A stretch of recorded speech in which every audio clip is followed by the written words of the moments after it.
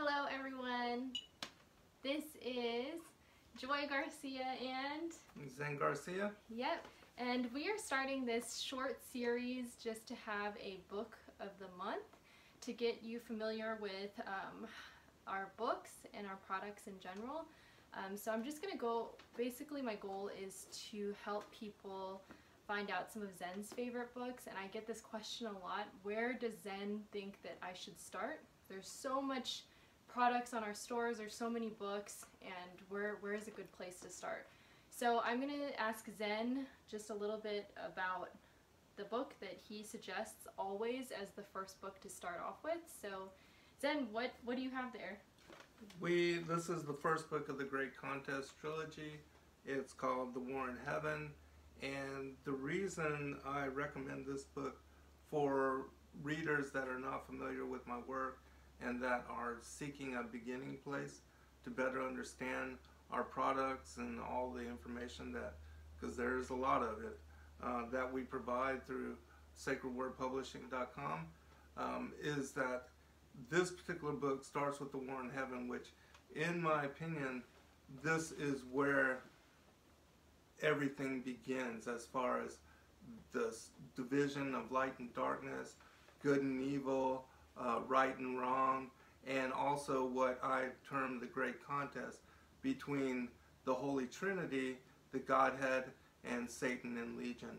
Because it was when Christ was introduced as the light in the very first 3 verses of Genesis chapter 1 that iniquity was found within Lucifer, and that he decided to rebel against the Most High and to want to try to overthrow Christ in being like the Most High. As it says in Isaiah 14, he says that I will exalt myself above the stars, the clouds of God, and establish his throne in the sides of the north above the mount of the congregation. And so this will set the whole promise for why it is that we now find ourselves in flesh form, and also why it is that he decided to take revenge against Adam and Eve and to cause their fall, and in that consequentially place humanity under his authority, because he has been given temporary reign over the earth and this fallen world, and us as now being humans and immortal bright nature beings caught up in flesh form, that we are also in a fallen state of being.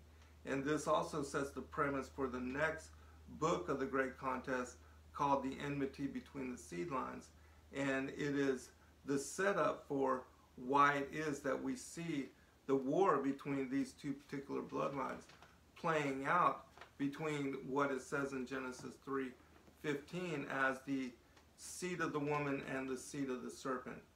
And for those that are familiar with my work, you know that I explained that what occurred in the garden with Eve being beguiled to eat the fruit from the tree of the knowledge good and evil, that has sexual undertones, and it's connected to her being wholly seduced by the serpent.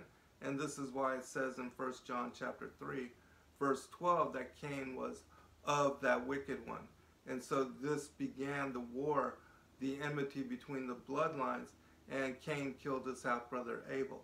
And then Seth, whose name means compensation, replacement, and substitution, was born of Adam and Eve, and it is through him that Adam's progeny and bloodline is continued. And this is also why you see in Genesis chapter 4 and Genesis chapter 5, Cain's lineage is separated from that of Adam's, which is detailed. The first 10 generations of Cain are listed in Genesis chapter 4, and the 10 generations of Adam are listed in Genesis chapter 5. And this war plays out all throughout time. Christ alludes to this in Matthew 13 when he speaks about the parable of the kingdom. And he tells us the story of the enemy that snuck into the garden that sowed the tares. And then the angels ask him, do you want us to gather the tares? He says, let both grow together till the time of the end. And so it will be when he returns again in Second Advent that the war, and that began with the War in Heaven, which is this particular book, and continues with this book the enmity between the seedlines, and that the war is now here on the earth and not in the heavens. This war will be finished, completed at the Battle of Armageddon, and then the harvest, the separation of the wheat and the tares, the goat and the sheep, as listed in Matthew 25. That these two books, and I'm working on the third book of the trilogy after the book I'm working on right now, called The Ancient Prophecies of Christ. But these three books will help explain the beginning as far as the war in heaven, all the way to the Battle of Armageddon, and what is the enmity between these two bloodlines as it plays out throughout all of history, even to what we are dealing with now as being the final, the fig tree generation, with humanity against the New World Order elites.